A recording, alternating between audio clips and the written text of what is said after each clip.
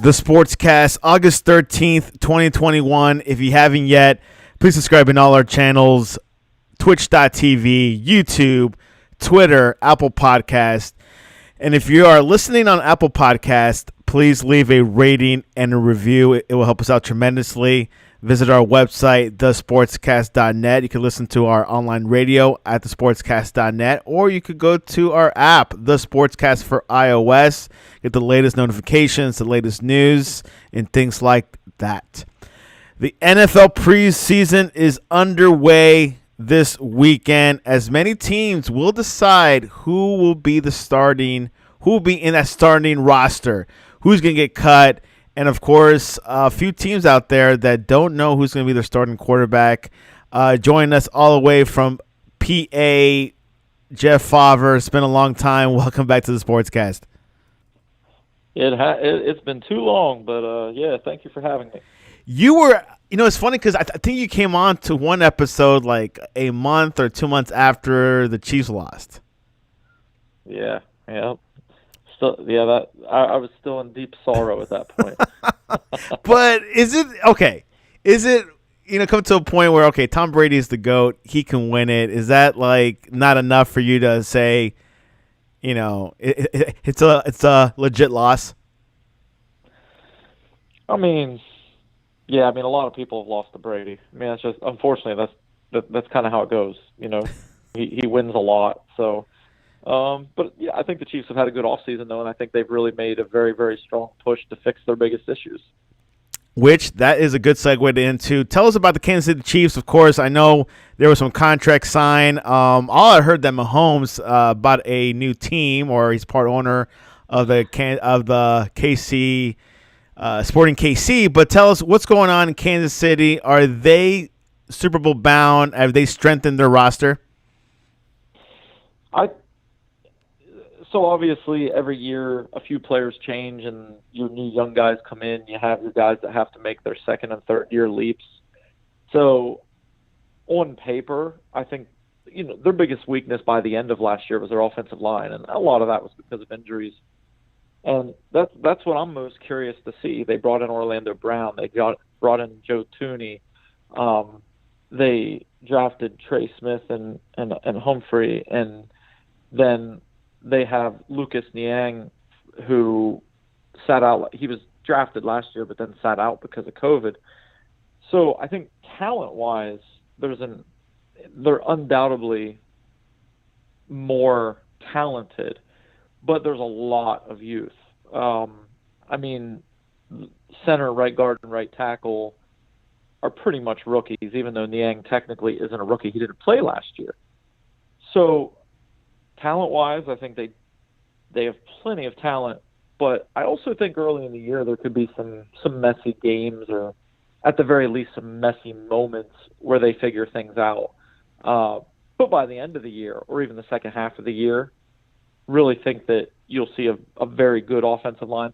And look, to me, if the offensive line is good, the Chiefs they're the best team in the AFC again.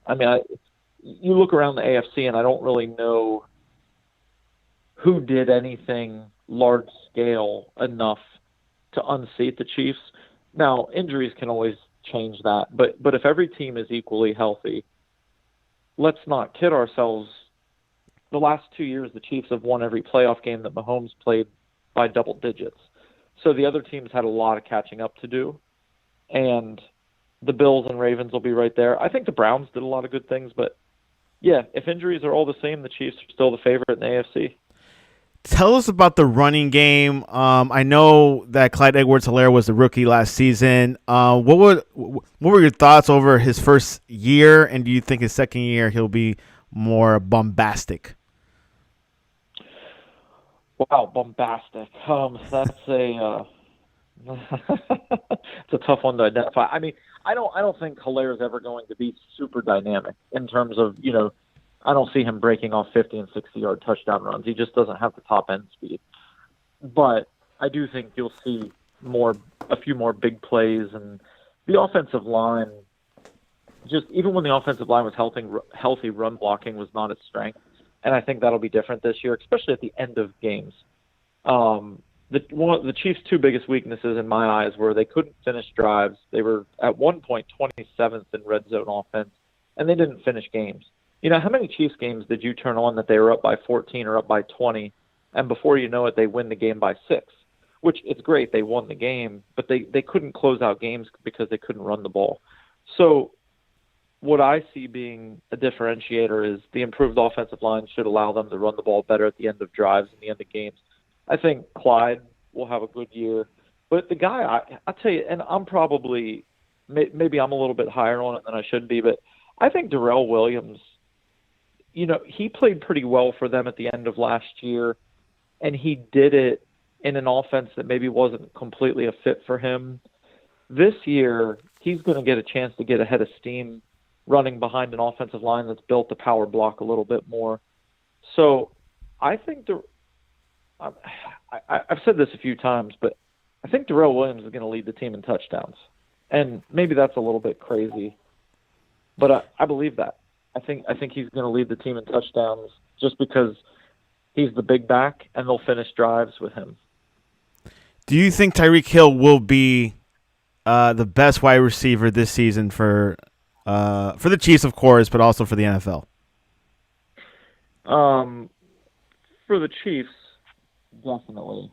You know, I don't think there's any contest there, especially with Sammy Watkins gone. But the NFL, that's tough. There's so many really good guys. Devontae Adams is going to be right there. I think Hill's the most dynamic, and I don't think there's anyone close in that regard. I mean, you know, Tyreek is just, every time he touches the ball, it could be a touchdown, so that's where he's great. But to just say the best overall receiver, he'll be right there. He has an argument for it, but there's a lot of other good guys too. Let's look into beyond the AFC West. Let's go into the Colts. Big loss with Pennsylvania. Carson Wentz got injured. He might be back later this season. Jeff, there is going to be quarterback competition with Ellinger and Jacob Eason. How do you see the situation in Indianapolis? If Wentz doesn't play, they're in big trouble. That's the short version. But it does sound as though, from recent reports, that they're hopeful that Wentz can play week 1. But that has just been his issue for the last, 3 years now, maybe even 4 years. Wentz, you think, okay, he'll change scenery, he'll stay healthy behind a really good offensive line, he'll get his act together. And here we are again, he's hurt again. And I know I'm not trying to beat the guy up for it. A lot of these things seem to be uncontrollable. But, man, it's just, here we are. It's not even week 1 of the season. It seems like it's the same old story so far. So, look, the Colts are in trouble. If you play your backup quarterback, you're in trouble. And Nelson getting hurt makes their offensive line a little bit less dominant. So that's a problem too. I mean, their defense will have to carry him a little bit if Wentz and Nelson miss some games. More Colts news. Well, they had a couple Colts news this past week. Darius Leonard, the highest paid linebacker in the NFL, worth up to $99 million, $52 million guaranteed. What were your thoughts about that? Was that well deserved? Absolutely. He's a great player, and he also fits today's game because he can cover, he can run and hit, he can play in space, which is what you need from a linebacker. The way the NFL's played today.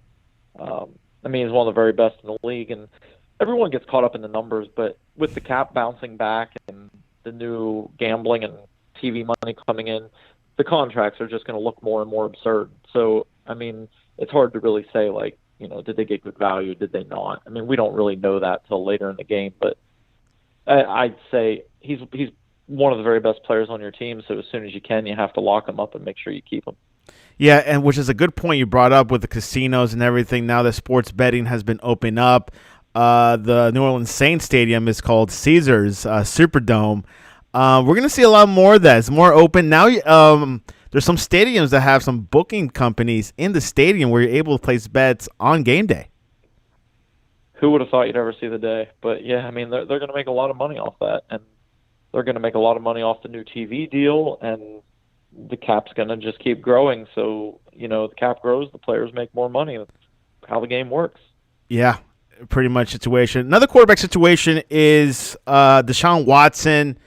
And there's obviously rumors, trading him to the Eagles, and possibly getting that quarterback into the Texans. What do you think about that situation in Houston? Do you think a Jalen Hurts would be worth the trade? Like, what are your thoughts over that? Like those rumors. The problem with trading a guy like Watson is there's no way you can get back the value that you need to make it worth it. So you have a 25-year-old quarterback that's really good in their prime. I mean, you can't trade more than 3 years worth of picks. So even if you trade him to the Eagles and you get Hurts and you get a bunch of first-round picks, you still have to hit on those picks, or whoever you trade them to. It's just impossible to overstate the impact that a good quarterback has and how hard it is to find a franchise quarterback. So the Texans did the hard part. They got Watson, but now they've just been such a mess. So my thought on the whole thing is, if we use the Eagles as the team, the problem I see is you could end up in a lose-lose situation, because the Texans lose because you're not guaranteed that you're going to get a new franchise quarterback, although I can understand why they want to move on from him if things have just gotten to an unworkable place. From the Eagles' perspective, your roster needs an infusion of talent. I mean, the Eagles' roster has become old and they're just not as talented as they were for a while. So if you get rid of all of the picks that you've accumulated to get Watson, it's great because now you have your quarterback. But now he's back to being in a situation like he came from in Houston, where the supporting cast isn't very good. So I guess if you're the Eagles, you still pull the trigger because quarterback means everything. And if you're the Texans, you just get as much as you possibly can for them and you move on. But I still think, just my inkling on it is, whoever trades for him will probably be a team that wasn't talked about. It seems to work out that way so many times. Somebody is leaking that information so that we hear about the Eagles and Watson. I don't know who or why. I don't know if it's Watson's side or the Eagles. I believe you. I've seen those tactics before. Yeah. Yeah. So I think he's just going to end up in some team that we didn't see coming. That's my fault. And if you had to take a guess, who would it be? I would say the Broncos. But what would your guess be? I don't think it'll be the Broncos. Just because it seems to me it seems as though there's been a lot of smoke around the Broncos every time a quarterback becomes potentially available. And I think that's a little bit of fan-driven want more than anything. And then, again, that goes back to why are we hearing that nonstop? Sometimes you're hearing it because it's viable. Sometimes you're hearing it because it's leverage. The team I keep coming back to is Washington, because they've been known to make that type of move in the past. I mean, they went and got Alex Smith, unfortunately had that injury, and even, they've always been a team that trades for someone, and assuming you don't have to give up too much to get Watson, they're very talented. If Washington could figure out their quarterback situation, I think they could win immediately. Don't you think they're kind of locked in with Fitzpatrick in a way? Like, this guy is good for this year? No, I don't. I mean, Fitzpatrick's bounced around so much, and I mean, you're kind of putting him out there just as somebody that can not sink the ship. But if you get Watson, you have a guy that, I mean, I don't want to jump the gun, but as good as Washington's defense could be, if you get a guy like Watson, you don't have to give up some of those defensive players. They instantly become the front runner in that division easily. And then you start talking about the best teams in the NFC. I mean, assuming Watson the hard part about now is, if you trade him right now, he has a lot to learn about the new system, new players, and all that. But I with think so little time up there, yeah, there isn't a lot of time. Obviously the Bucks brought everybody back, and they're the champs, so they're the best team. And then you have the Packers that'll be right there. And then after that, I mean, you think Washington's in that next group of teams in the NFC, if they were to get Watson, that is. Yeah, that's something to definitely look at. I'm pretty curious with Watson, but it feels like, I don't know, it feels like that window's closing a little bit. But, hey, anything could happen in the NFL, of course. We touched on the Broncos. Do you think the future of this franchise is either Locke or Teddy Bridgewater, or do you think they'll probably eventually go with someone else?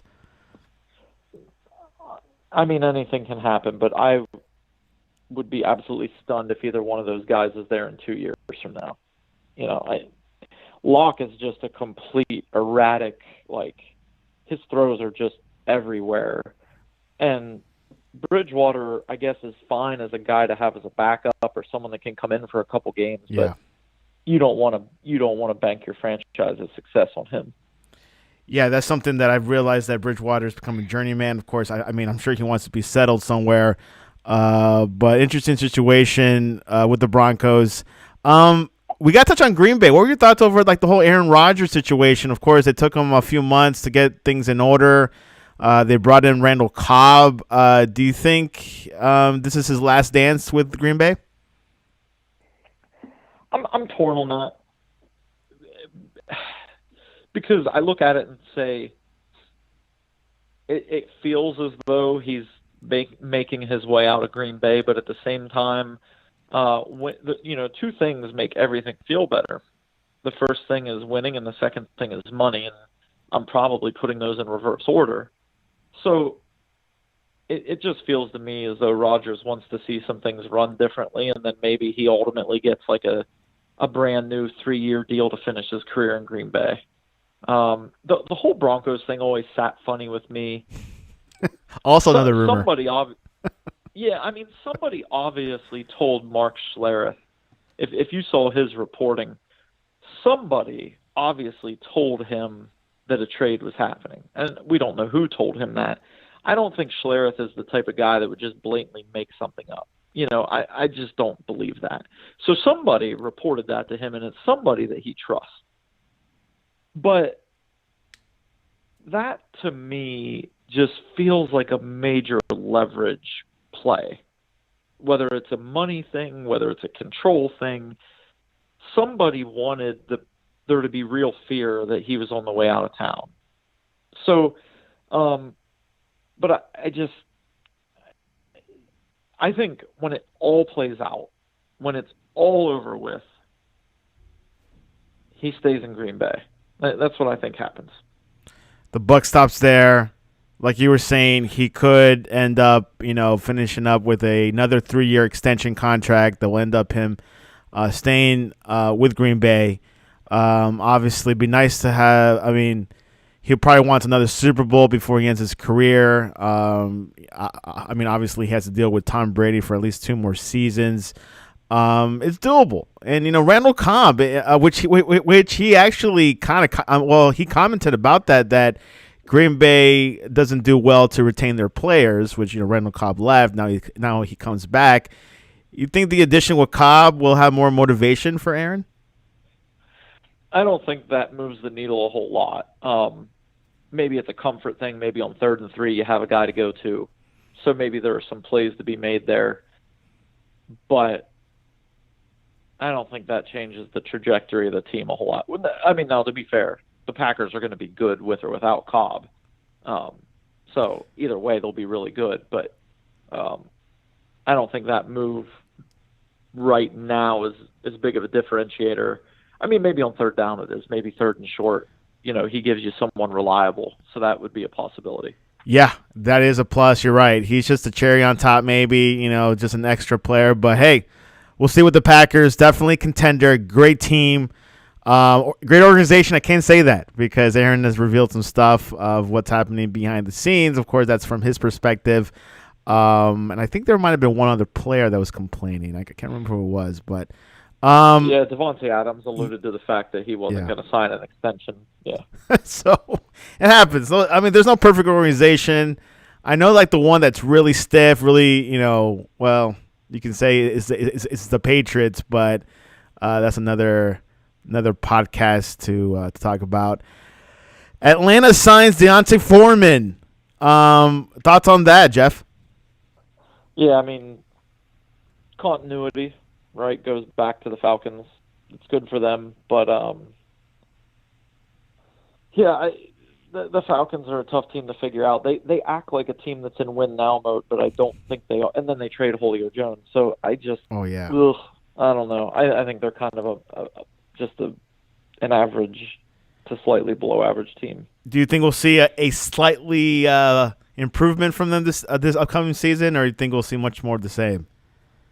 I think it's going to be very similar to last year. I mean, I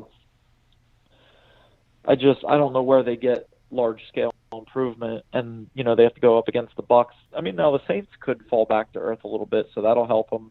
And it's hard to know what's going to happen in Carolina because they have so many new pieces. Yep.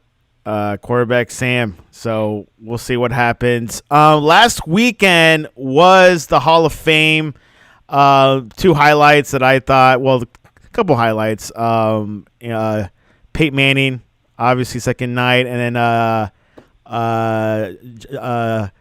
Jimmy Johnson, former Cowboy and Miami coach. He mentioned that Zach Thomas and Darren Woodson should be in the Hall of Fame. What do you think about that? So Darren Woodson was phenomenal. And for whatever reason, some guys just get lost in the shuffle, and maybe we don't remember how great they were in their prime. But, I mean, growing up, Woodson was one of the best defensive backs in the NFL. He was great. Zach Thomas, the only thing that plays against Zach is the whole – sometimes guys just rack up a whole bunch of numbers, but they don't get the opportunity to play on a great team. And I think that might be what hurt Thomas is, not that the Dolphins didn't have good teams, but he never got to play in a Super correct me if I'm wrong. I don't think he ever played in the Super Bowl. So that's a tough thing. And even though I don't think it's really fair to hold that against someone, because at the end of the day, you can be absolutely phenomenal and still just not play on a team that makes the Super Bowl. Sometimes that gets held against guys. But yeah, Zach Thomas was a great player. No doubt about it. One of the absolute, he was always in the tackle leaders year after year after year. And he was a scud missile in the middle of the defense. But, I would just say this. Jimmy Johnson, if he says it, he's probably right. Okay. Jimmy Johnson was a great coach. So if he says they should be in, then they should probably be in. Yeah, Zach Thomas did not play in any Super Bowl team. He played for the Dolphins, Cowboys, and to your Chiefs back in 2009. Yeah, I don't think he ever made it to the field, though, because he had concussions in training camp, and I don't know that he ever actually – kind of like Ronnie Lott. A lot of people don't realize Ronnie Lott finished his career with the Chiefs, but he never made it to the regular season because of injuries. Yeah, practice squad. Yeah, pretty much it. And I'm thinking Joe Montana, but he did take you guys to the Super Bowl, right? Yeah. Oh no, AFC Championship game. Yeah, lost to the Bills. Quite interesting. Yeah, so Hall of Fame was definitely full of action. Of course, you got Peyton Manning as well winning, and the Steelers player, I can't pronounce his name well, Palomalu, had a cool bust. Yeah. So yeah, congrats. Which this year was doubled up because last year they did not have the Hall of Fame ceremony, so they doubled up this season. So looking forward to the future, and I guess Brady was at the ceremony for Pate, so we'll see when Brady will get inducted. Yeah, well, I just hope he stops playing soon. Yeah. We got to let the little goats be goats, right? That's right. Absolutely. So this season, there's only 3 weeks of preseason. Jeff, what are your expectations, for your Chiefs, but also for other NFL teams? What do you want to see? Or you just saying, hey, I pretty much just wants to get over this. Over this already. I'm always curious about the young guys. I enjoy watching some of the fringe guys, try to earn snaps or, just try to make the team. Now this year's a little bit unique with the Chiefs because even though they were a Super Bowl participant, the offensive line is 5 new starters. So in a normal year, I would just say get them in one drive, get them out, and let's get ready for the regular season. But I do think because it's completely new, I think this year they need to get some snaps together. So it'll be a little bit different this year. I am curious to see the offensive line play together. And then that's really it, though. Because you can't take much from preseason because everything is so watered down and vanilla. Every year we do this, we're so anxious for football that the first time somebody makes a play in the preseason, we think, oh my gosh, this guy's the next big thing. You know, and I'm not going to say anything bad about Mac Jones, but I saw some people making some pretty bold statements about, you know, how good he is. And I'm not saying he can't be good. I'm just saying it's one preseason game where the coverages are vanilla and everything around them is pretty predetermined, so I wouldn't get too high or too low. Like if he played poorly, I'd also say don't get too down on him either. But yeah, so I wouldn't take a lot from preseason. How many starting games do you think Mac Jones will start for the Patriots this season? Well, I think they're crazy if they start Cam. I mean, I just don't think Cam has a lot left in the tank.